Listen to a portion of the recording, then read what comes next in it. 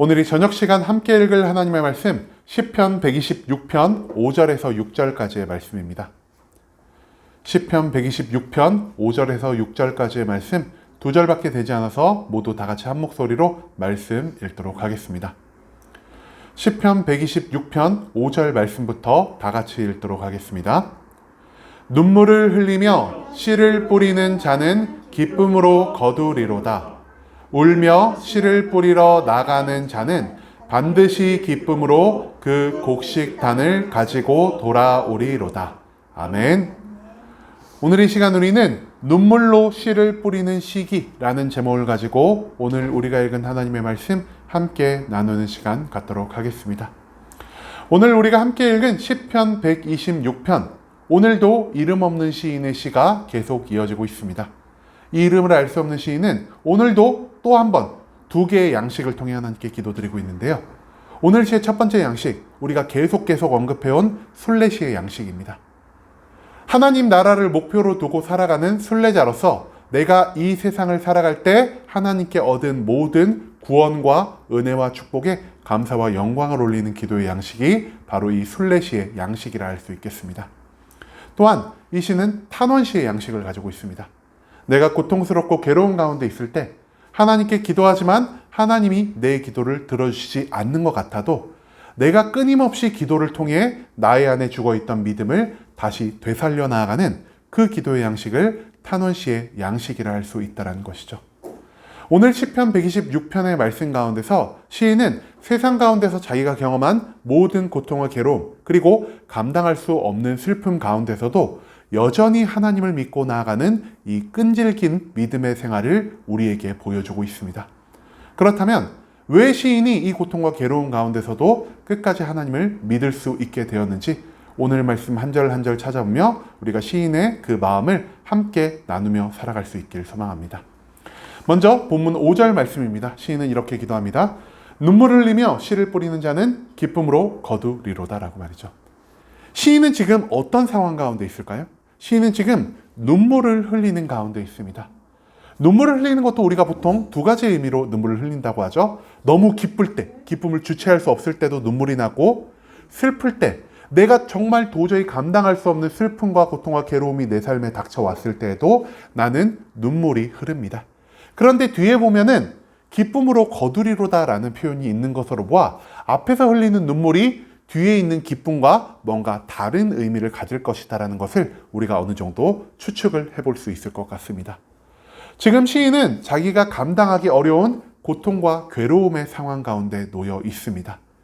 눈물을 계속 흘리기 때문에 눈물로 인하여 내 육신이 고통스럽고 눈물로 인하여 내 앞에 물건이 내 앞에 세상이 잘 보이지 않는 환경 가운데 시인이 놓일 수밖에 없었다는 거죠.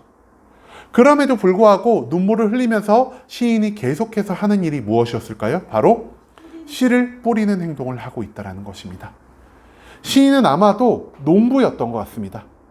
농부가 해야 할 일, 특히 씨를 뿌리는 파종기의 시인이 해야 할 일은 내가 어떤 일이 있어도 이 씨를 뿌려야 할 시기에 반드시 밭에 나가서, 반드시 논에 나가서 씨를 뿌리는 행동을 해야만 합니다.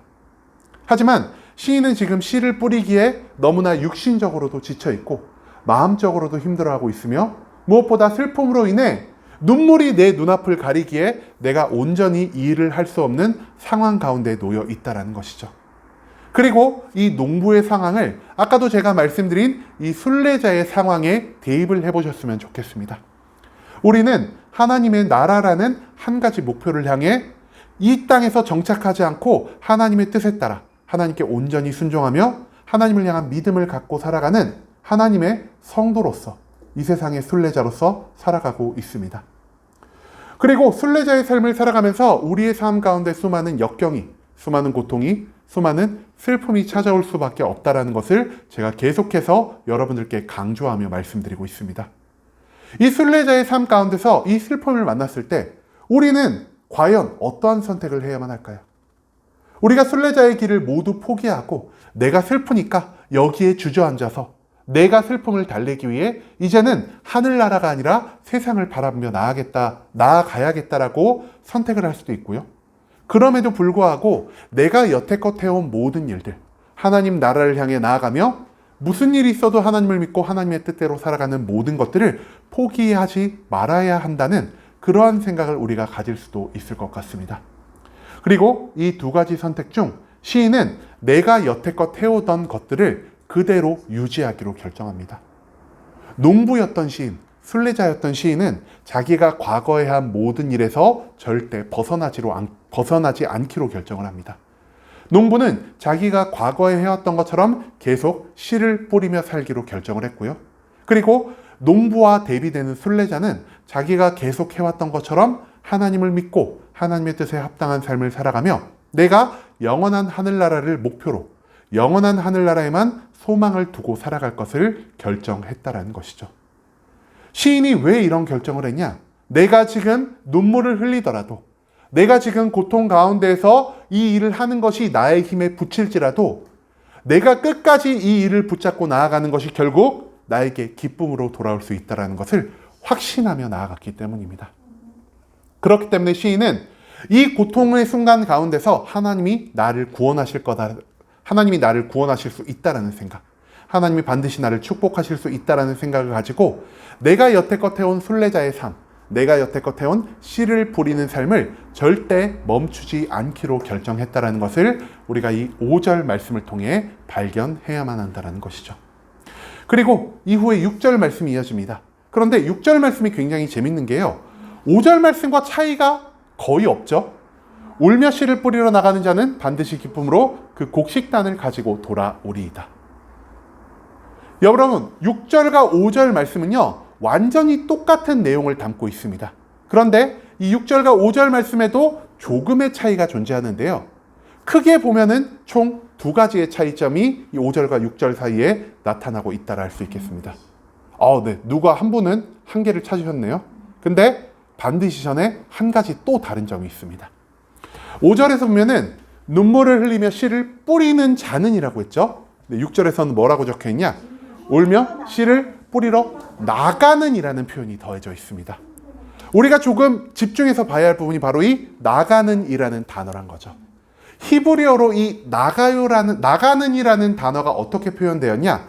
무언가를 계속해서 하다, 무언가를 반복해서 하다라는 이러한 뜻을 담고 있는 것이 바로 나가다라는 단어에 담겨 있다는 것입니다. 눈물을 흘리며 씨를 뿌리러 나가는 자가 되었다는 것은요, 시인에게 닥쳐온 고통이, 시인에게 닥쳐온 슬픔이 단 한 번으로 끝나는 것이 아니었다라는 것을 의미합니다. 시인의 삶 가운데서 고통은 한 번으로 끝나지 않고 계속해서 다가오며 그 고통이 때로는 너무나 거대해서 시인을 흔들고 넘어뜨릴지언정 그럼에도 불구하고 시인은 씨를 뿌리러 나가는 삶을 절대 멈추지 않았다. 시인은 모든 고통과 괴로움 상황 가운데서 끝까지 하나님을 믿고 끝까지 하나님의 뜻대로 살아가는 삶을 멈추지 않았다라는 것을 우리는 이 나가는 이라는 표현을 통해 발견할 수 있다는 것이죠. 앞서 5절에서 시인은 자기에게 주어진 고통이 한 번뿐이라고 생각했던 것 같습니다. 그렇기 때문에 나가는 이라는 표현을 사용하지 않고 단순히 눈물을 흘리며 씨를 뿌리는 사람이라고 표현을 하면서 나에게 닥쳐온 이 고통이 한 번만으로 끝날 거야. 한 번만 참으면 내 삶의 모든 것이 기쁨으로 다가오겠지? 한 번만 참으면 반드시 하나님이 나를 구원하시겠지라는 이 생각을 가지고 있었다는 것이죠.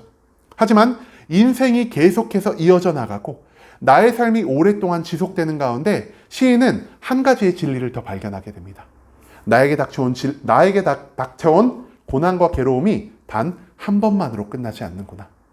이 고통이 나의 삶을 계속해서 괴롭게 하고 이 세상이 계속해서 나에게 슬픔을 주는구나라는 것을 시인은 깨달아갔다라는 것이죠. 그리고 그 수많은 고통과 괴로움 가운데서 시인은 계속해 하나님을 믿고 하나님의 뜻대로 살아나가는 것을 결정하게 됩니다. 나에게 10번의 시련이 다가오더라도, 나에게 100번의 슬픔이 다가오더라도 나는 그럼에도 울면서 씨를 뿌리러 나가는 삶을 멈추지 않겠다. 나에게 있어 유일한 소망은 오직 하나님밖에 없으시고 나를 이 모든 고통과 괴로움 상황에서 구원하실 분도 하나님밖에 없으시며 나에게 복의 복을 더하셔서 나를 기쁨과 평안 가운데 살아가게 할 분 또한 하나님밖에 없다라는 것을 시인은 인정하며 나아가는 모습을 보이고 있다라는 것이죠. 두 번째로 시인은 이렇게 말합니다. 반드시 기쁨으로 그 곡식단을 가지고 돌아올 것이다 라고 말이죠.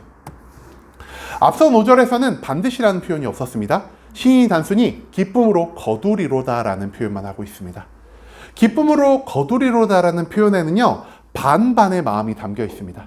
내가 기쁨으로 거둘 수도 있고 기쁨으로 거두지 않을 수도 있다. 하지만 나는 내가 지금 모든 고통을 참고 인내하였을 때 이 모든 것이 기쁨으로 거두어질 것을 소망하며 나아간다라는 이 확률적인 마음이 기쁨으로 거두리로다라는 말에 담겨 있다면은, 뒤에서는 내가 수없이 많은 고난과 역경 가운데서도 끝까지 하나님을 놓지 않는 믿음을 갖게 되자 어떠한 일이 발생하냐? 시인의 마음이 소망에서 확신으로 변화하게 되었다는 것입니다. 반드시라는 말은 100%라는 말과 일맥상통하는 말입니다. 즉, 내가 눈물을 흘리며 수없이 씨를 뿌리러 나갔을 때, 내가 엄청나게 많은 고통의 순간 가운데서 하나님을 믿고 하나님의 뜻대로 살아가는 그 삶을 포기하지 않았을 때 하나님이 100% 나를 구원할 것이요, 하나님이 100% 나에게 복을 허락할 것이요, 하나님이 100% 나에게 기쁨과 평안을 허락해 주실 것이라는 이 100% 확신하는 마음이 시인 가운데 완성될 수 있었다는 것이죠. 시인은 과거에 하나님 안에서 살아갈 때 세상 가운데서 수많은 고통과 괴로움을 경험했습니다. 그리고 그 고통과 괴로움 가운데서 하나님을 믿고 살았을 때 하나님은 시인에게 구원을, 축복을, 기쁨과 평안을 허락해 주심으로 인해 시인은 과거의 나의 고통과 구원의 경험을 통해 내가 모든 고통의 상황 속에서 하나님을 믿고 살았더니 하나님이 나를 온전케 하여 주셨다는 것을 본능적으로 배울 수 있게 되었다는 것이죠. 그리고 과거에 한번 일어났던 이 고통을 이겨낸 경험이 이제는 시인의 삶 가운데서 완전히 하나님을 믿고 나아가는 100%의 신앙을 완성하게 되었고, 그 100%의 신앙이 시인의 마음 가운데 온전히 자리 잡게 되자 세상 가운데 발생하는 수많은 고통과 괴로움, 반복되어 발생하는 내가 감당할 수 없는 슬픔 속에서도 여전히 내가 울면서 씨를 뿌리러 나아갈 수 있는, 하나님을 향한 믿음을 흔들리지 않고 하나님의 뜻대로 나의 삶의 모든 것들을 헌신하여 드리는 아름다운 삶을 완성할 수 있었다고 이 6절 말씀을 통해 우리에게 알려주고 있다는 것입니다. 여러분, 우리 또한 시인처럼 세상 가운데서 수많은 고통과 괴로움을 경험하며 살아갑니다. 그리고 가장 앞부분에서도 말씀드렸지만 우리가 이 고통과 괴로움을 경험할 때 우리에게는 두 가지 선택지가 주어지게 됩니다. 내가 여태껏 하나님을 믿고 하나님의 뜻대로 살아온 모든 삶을 포기하고 이제는 내가 저 세상 속에서 구원을 찾아야겠다. 이제는 내가 저 세상 속에서 위안을 찾아야겠다. 이제는 세상을 통해 내가 기쁨과 평안을 얻어야겠다라고 선택하며 하나님을 믿고 살았던 모든 삶을 내팽개치고 내가 세상을 향해 나아가는 종류의 삶을 선택하는 자가 반드시 존재한다는 것입니다. 하지만 반대로 오늘 시에서 나온 시인처럼 내가 수많은 고통과 괴로움을 경험할지라도 끝까지 하나님을 놓지 않고 끝까지 하나님의 뜻대로 살아가는 이 세상과 구별된 거룩한 삶을 통해 하나님의 기쁨을, 하나님의 구원을, 하나님의 축복을 경험하며 나아가는 종류의 사람도 존재한다는 것을 우리가 기억할 수 있게 되기를 소망합니다. 여러분, 시인은 자기가 눈물을 흘리면서 하나님을 믿고 하나님의 뜻대로 살아가는 것을 무엇이라고 표현했을까요? 씨를 뿌린다라고 표현을 했습니다. 씨를 뿌리고 그 씨가 자라서 열매를 맺기까지는 대략 어느 정도의 기간이 걸릴까요? 최소한 반년 정도의 기간은 걸릴 것 같습니다. 여러분, 씨가 심겨지고 자라는 데는 대략 반년의 기간이 걸립니다.